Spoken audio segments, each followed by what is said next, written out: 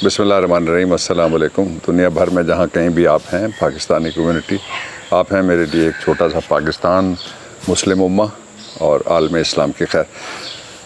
पाकिस्तान में बड़ी बदकिस्मती की बात यह है कि जब से इम्पोर्टेड गवर्नमेंट आई है और साइफ़र के नतीजे में जो साजिश हुई थी, उस साजिश के हवाले से इस कदर गुफ्तगुएँ हो रही हैं कि उनमें से एक लफ्ज़ मिसिंग है, वो है रीज़न।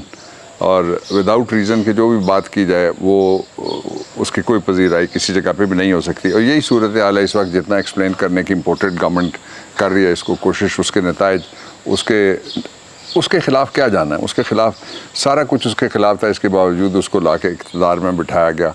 और उनका एक मिनिस्टर है जिसकी वजह शोहरत ये थी कि गुजरांवाला में उसने मशीन गनों से भी, बल्कि ब्रेन गनों से भी और उससे भी बड़ी जो गनें थी एंटी एयरक्राफ्ट टाइप, उससे फायरिंग की थी जब वो पहले मिनिस्टर था। तो उसने तस्लीम किया, उसने कहा जी कि सारी सज़ा होने लगी थी शहबाज शरीफ समेत और सब समेत। और उसने कहा ये कि अगर हम ये इक़्तिदार में ना आते, आप देखें पाकिस्तान कैसा ज़बरदस्त किस्म का जमहूरी निज़ाम है कि जहाँ आप या इक़्तिदार में आ जाएं या आप जेल में जाएं, यानी जेल में जाने के काबिल जो लोग हैं और जिनके लिए दरवाज़े खुलने चाहिए सिर्फ जेल के, उनको इक़्तिदार में ला के बिठाया जाता है। और जो इक़्तिदार के लिए मुंतखब होते हैं वो पाकिस्तान की सबसे बड़ी पार्लिमानी पार्टी इस वक्त पाकिस्तान तहरीक इंसाफ है, इमरान खान जिसके सरबराह हैं।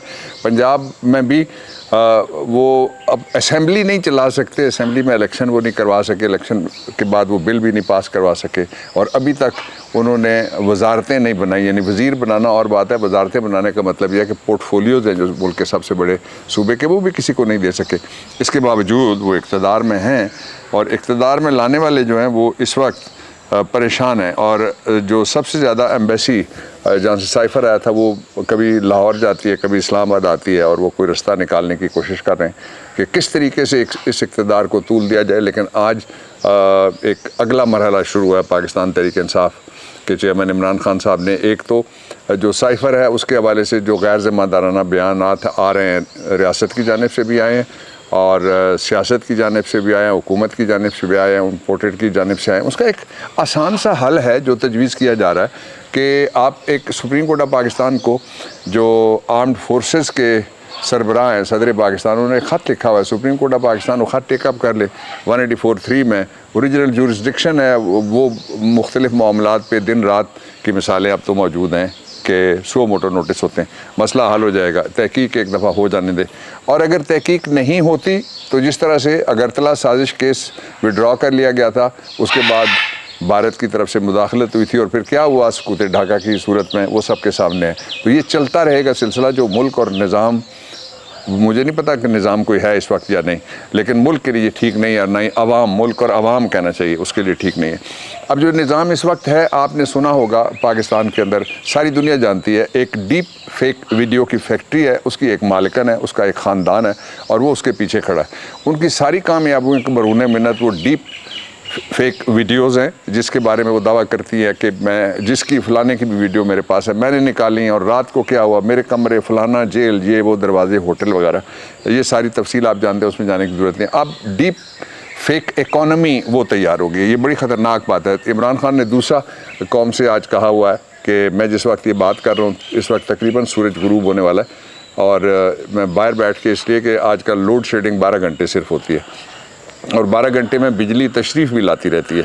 ये वो लोग थे जो कहते थे हम तजर्बाकार टीम है, और आज उन्होंने मुल्क के घुटने टेक दिए। मैं ऐसी तफसीलात आपके सामने रखूँगा जो इससे पहले आपने शायद ही सुनी हो थोड़ी देर में, लेकिन मैं ये बताना चाहता हूँ कि आज बाहर निकलने का दिन है।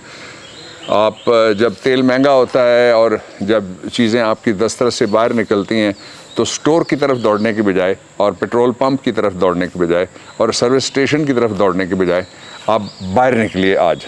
और जो इमरान खान ने टाइम दिया हुआ रात 9 बजे, बाहर निकले पूरे पाकिस्तान में और अपनी आवाज़ बुलंद कीजिए और अपनी आवाज़ सुनवाइए, अपने आप को गिनवाइए और बाहर निकल के, अगर आप इस निज़ाम से, जो कोई निज़ाम नहीं है, ये deep fake video, deep fake साजिश के कागज़ात जो इन्होंने तैयार किए थे कि जी हम लोगों को दिखाएंगे कि देखें, ये एक कागज़ है, उसने डीप फेक वीडियो वाली ने दिखाया था, इस पर कुछ लिखा हुआ नहीं है, पता लगा कि वो साइफ़र है। और डीप फेक इस वक्त इकॉनमी चलाने की ये कोशिश हो रही है, उसको नाकाम बनाना चाहते हैं तो आपको बाहर निकलना पड़ेगा। ये मुल्क आपका है, अशराफिया का नहीं है।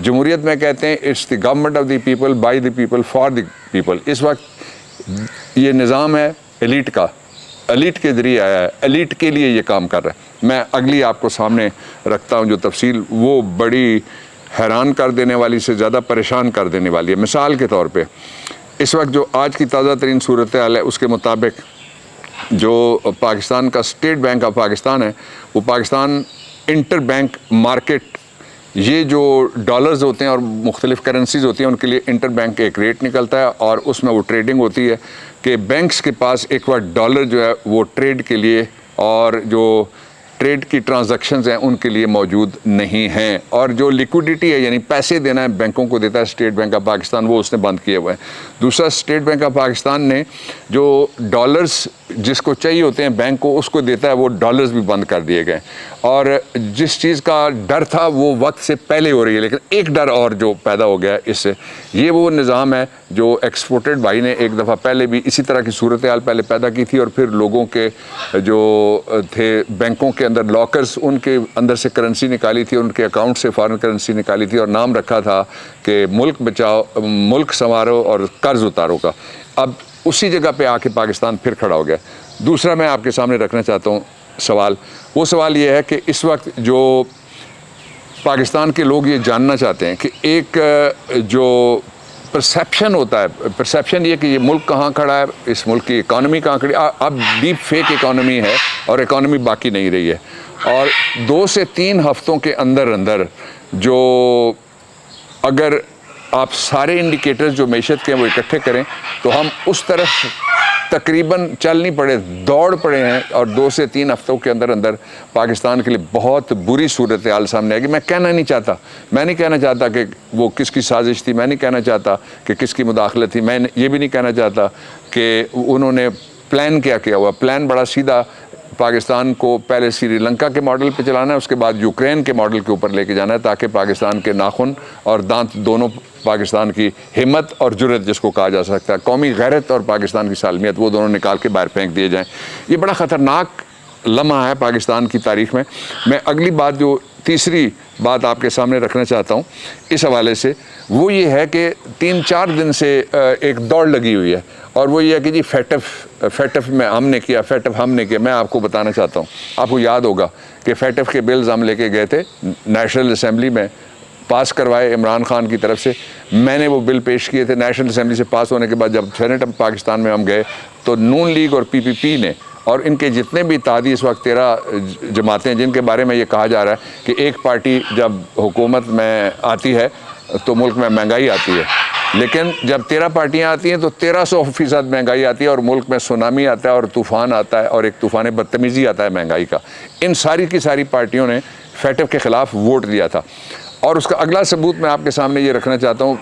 آئی ایم دی انسائڈر، میں ریلیونٹ چونکہ منسٹری کا ہیڈ کر رہا تھا میں، اس لیے میں آپ کو بتانا چاہتا ہوں کہ پھر ہم وہ جوائنٹ سیشن ہم نے بلایا تھا، جوائنٹ سیشن میں انہوں نے جا کے اپنے کسی مرشد کو شکایت کی کہ جناب یہ ہم سے گفتگو نہیں کرتے۔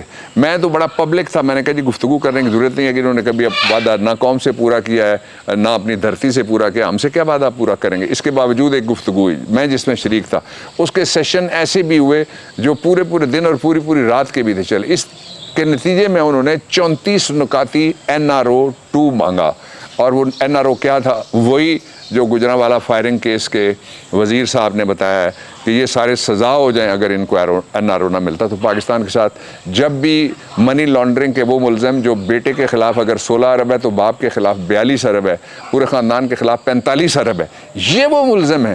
بچہ پیدا ہوا ہے، اس کو ابھی تک اردو، انگریزی، فارسی، پشتو، بنگالی، کوئی زبان بھی اس کو پنجابی سمیت بولنا نہیں آتی صحیح طریقے سے، لیکن اس کے پاس 2 ارب، سورس کیا ہے معلوم نہیں ہے، آئے کہاں سے ہیں معلوم نہیں ہے، کس نے ڈالے ہیں معلوم نہیں ہے۔ اور تازہ ترین جو انویسٹیگیشن ایک ہوئی ہے، وہ یہ تاجر ہیں اس لیے تازہ بھی تازہ ہو گیا، تو اس نے اس انویسٹیگیشن کے اندر بھی یہ موقف اختیار کیا ہے، جو جونیئر امپورٹڈ ہے، اس نے کہا ہے کہ یہ پیسے، مجھے سچی بات یہ ہے، اب دیکھیں سچ ان کو سختی سے منع ہے، پرہیز ہے ان کو سچ سے، کہ یہ پیسے مجھے نہیں پتہ لگا کہ کدھر سے آئے ہیں۔ پاکستان کو عمران خان نے اٹھا دیا تھا۔